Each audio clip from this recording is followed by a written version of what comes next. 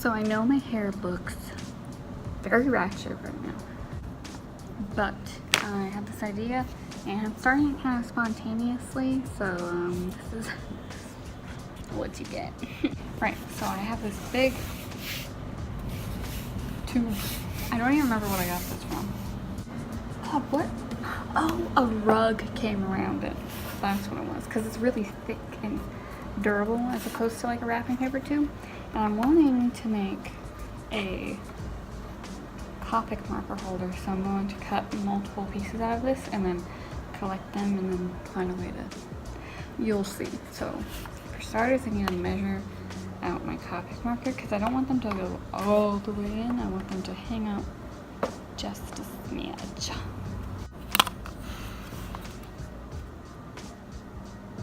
Oh, like 5 inches perfectly. My marker measured 5 inches down, which is about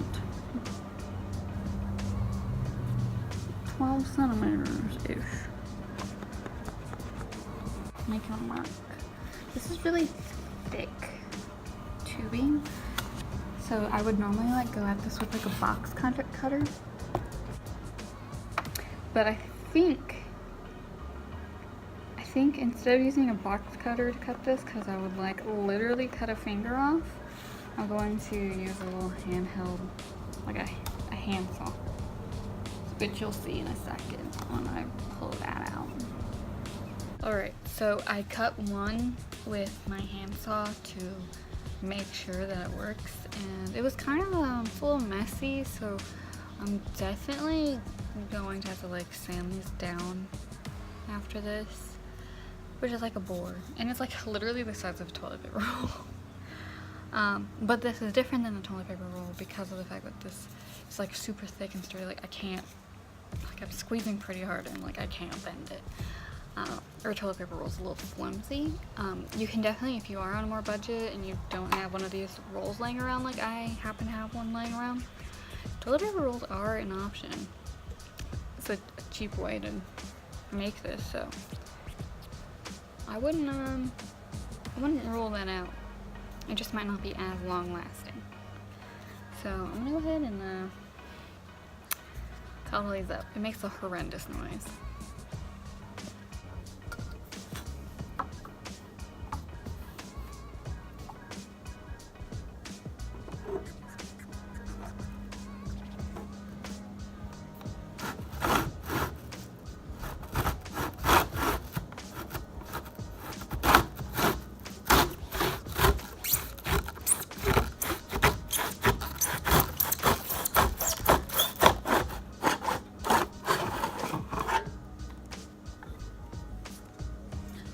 Yummy.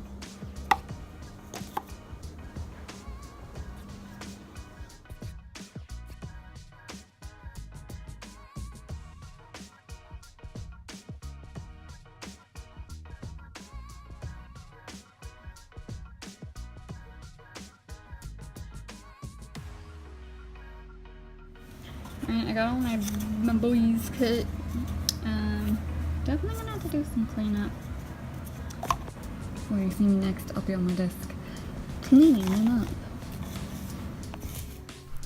Alright, so I'm switching to a voiceover because my roommate was cooking in the kitchen and I didn't want to be talking to myself while she was there. So, in order to clean these up, I don't know, I was feeling a little lazy, so instead of like sanding them and stuff, I was like, I'll just wrap the edges with tape. And I went with this more like matte painter's tape because I knew I wasn't going to be able to paint over that with acrylic and it would stick. If I used like a glossy washi tape or something, like the paint wouldn't stick to that, it would just flake off over time. So as you can see, I'm just wrapping it around the edge, and I'm only doing it to one side because the other side's going to be the back that nobody's going to look at anyway. So I wrap it around and I'm using an X-Acto knife, and like before, make sure you're using precaution with sharp objects, you know. And I just kind of squirt along the edge. You could do as little as like 3 scores. I kind of went a little extra and did like 10. But you know, that's fine. And you're just gonna like slowly fold them over and tape it down. And it's gonna give you the illusion of like a smoother edge to work on. It's gonna make it look a little more presentable.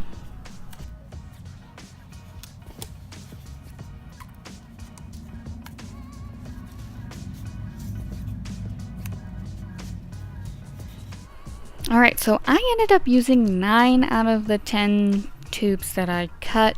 I felt like it made a nice odd number for the pattern I end up doing. And now it's time to paint them black. Wow, that was fast and easy. So you can definitely personalize this however you want. I have my art area is, I have mostly black and tanned things. If yours is more colorful, maybe it's a rainbow, I feel like you could easily personalize this. I thought about doing like fun washi tape around my tubes, but I kind of stepped back and looked at my like art desk area, and I was like, no, we'll keep it pretty simple. And then as you can see right here, I'm kind of deciding what shape I want to make out of my tubes. I could have gone for like a square, circle, whatever. But I decided to go for this like diamond shape. I wanted to be fancy.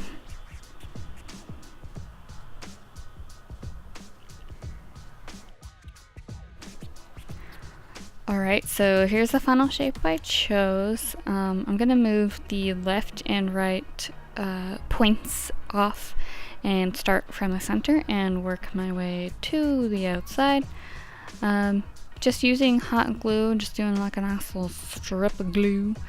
I'm pretty easily able to join 2 rolls together. And it was actually like honestly way more like firm than I thought it would be. So here I am doing that again for the center roll. I'm gonna go through this first bit in kind of like slower detail and then fast forward through the last bits. Alright, yep, attaching that on. Very exciting. I found that it was nice if I when I attached it, I let it slide against the ground so that the back would be all even heights. If there was like the slightest difference in heights, I wanted to make sure that like if it was going to be laying flat on your desk or something, it wouldn't be like teeter-tottering, and it would lay flat. So, and then so next we're gonna do the 2 rolls on this like little like pyramid moment, and I decided the easiest way to do this would be to put those 2, like glue those 2 together and then glue the 2 onto the 3, if that makes sense. So here I am, another fun strip of hot glue. Wow, ran out of hot glue, never mind, let's put more in. Alright, now a fun strip of hot glue. Okay, does anyone else just love using hot glue? I don't know. Especially, like, I kind of like whenever, you know, it balls up on the end and you can just, I don't know, it's fun. Anyway. So, we're gluing these 2 bad boys together. And, wow. I'm pinching them from the inside to really make sure that they're, like, sticking together. And then I realized I'm going to have, like, 4 lines of glue to get the the row of 2 to attach to the row of 3. And I started with a pencil, but it didn't really show up on the black paint, and so I very quickly get rid of the pencil and decide to use a white gel pen. Now these white gel pens, they're water soluble, so I'm able to just like get my finger barely wet and like wipe off the white gel pen when I'm done, so that was no problemo. I'm just putting little marks like where the cardboard is touching each other so that I know where to put the glue. And like I said, I had to put like 4 strips of glue down on the row of 3 to get the row of 2 to attach. And from here on out, I'm gonna start kind of fast forwarding. So I kind of think you get what's going on here by now, I'd hope. Just like keep watching, and I hope it starts to make sense if it doesn't already.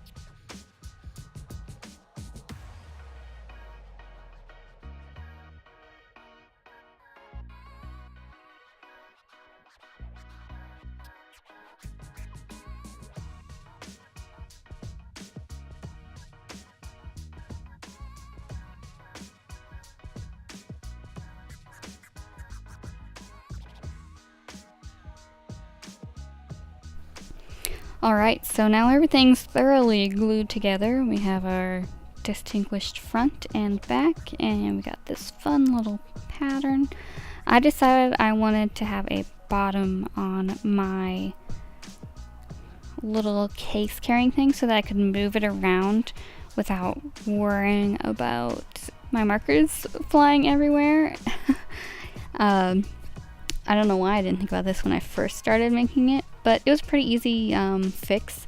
I ended up using watercolor. You could use any kind of like thick paper or like cardboard or anything that you have, some kind of cardstock. But I just happen to have a nice thick piece of watercolor paper on my desk, and I didn't feel like standing up, so that's what I used. So I just traced it onto the paper and cut it out, and here I am just making sure I've got it figured out which side is up and which side is down based on where I traced it. And yeah, it's pretty simple. I just glue this down with hot glue as well. And whenever I'm gluing this down, I do it like a piece at a time, because it's kind of a large surface area, and I was afraid if I just covered it all at once, then the glue would start to dry and then it wouldn't stick in certain areas. So I started with one corner, and as you can see here, I'm just slowly making my way to the end.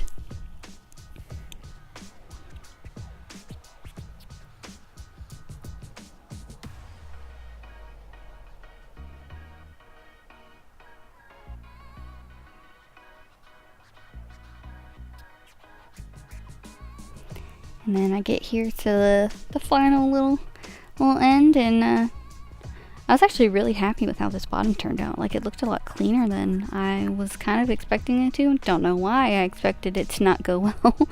But I go ahead and paint that black to match the rest of the case.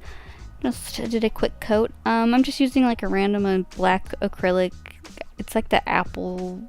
You see it at Walmart all the time, and the little logo is a little apple. I really don't even know what the name of it is, but I know a lot of people use this brand of acrylic paint for crafts and DIYs and stuff. But it's really opaque, which is nice. It's not like too watery or anything, so I really only had to do one coat of black, and everything was thoroughly covered, at least to my standards, and I'm not that picky. And then here is how I had my markers stored before, and as you can see, it's kind of a mess, and I couldn't figure out where everything was in relation to each other. So that's more or less why I made this case to begin with. Now I came to realize that the little tubes held 5 markers each. I think that had to do with the fact that all of my markers were like different brands and stuff. So I think if it were all Copic markers, I could probably fit more in because those are a little bit like, just the shape of them is a little bit thinner. But the Winsor & Newtons are a little bit fatter and bulkier, and they have this little stopper thing so that it doesn't roll off your desk on the caps. So that kind of took up space like down in the tube. But, you know, it worked out perfectly because I have exactly 45 markers, and if I can fit 5 markers in each tube and I use 9 markers, 9 times 5 is 45. So I basically just can't buy any more markers anytime soon because then they won't fit in this little marker case. Granted, I could take out some of like the cheaper markers I have and like store those to the side or something, and then just like put in like my nicer markers. So that is definitely an option. But just so you know, if you're going to be doing this, like, you need to count the number of markers you have and know that you can only fit 5 markers per tube. And I'd hate for you to make too little of space. I think having too much space is probably a good thing because that means there's space to grow. And I always, from the beginning, planned this to be like a temporary solution. I think in the future I will probably use it for color pencils, so that I can organize my color pencils by like color and stuff. But right now I just don't have enough color pencils for that, so we're organizing the markers. Wow, so beautiful. My favorite thing about this case is that you can have it laying on its side at this like slight smushed thing, or on the bottom like this, where everything, like, you can have it sit on its bottom or push it over on its side. It's pretty diverse in that case. I like it. I think I like it most on the side, like here in this frame and here in this last frame. But honestly, I'm really happy with it. It's way better than how I had my markers organized before, and it didn't cost me any money because I already owned everything that I used. Alrighty, thank you so much for watching. I just hit the 100 subscriber mark. I think I'm at 105 right now as I am recording this voiceover, and I know that's like a really small number in the grand scheme of YouTube subscribers, but nonetheless I'm super excited and happy that that happened here in 2019. So continue, you know, checking out my channel. Even if you don't subscribe right now, I hope you come back and you realize that my content will be consistent, and maybe you'll subscribe the second time around. I hope to have some macrame content coming out soon because I know I love watching that. So comment in the description like what kind of stuff you want to see. Thanks for watching.